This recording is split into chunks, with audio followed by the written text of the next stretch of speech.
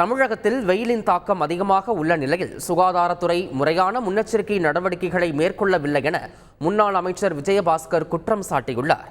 புதுக்கோட்டை நகரில் கோடைக்கால தண்ணீர் பந்தலை திறந்து வைத்த அவர் பொதுமக்களுக்கு பழங்கள், நீர்மோர் உள்ளிட்டவைகளை வழங்கினார்.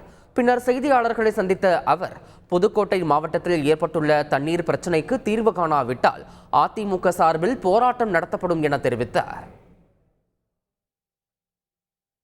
இந்த வெயிலுடைய தாக்கத்தை பற்றியோ அல்லது இந்த வெயிலுடைய தாக்கத்திற்கு மக்கள் எப்படி பாதுகாப்பா இருக்கணும் என்பதை குறித்தோ இல்ல அரசு சார்பில் என்ன நடவடிக்கை என்பதோ இதுவரை அறிவிக்காது நிச்சயமா வருத்தத்திற்கும் வேதனைக்குரிய. தமிழ்நாடு முழுக்க வெயில் கடுமையா இருக்கிறதுனால கிரவுண்ட் லெவல் தண்ணி ரொம்ப ஆழமா போயிருச்சு.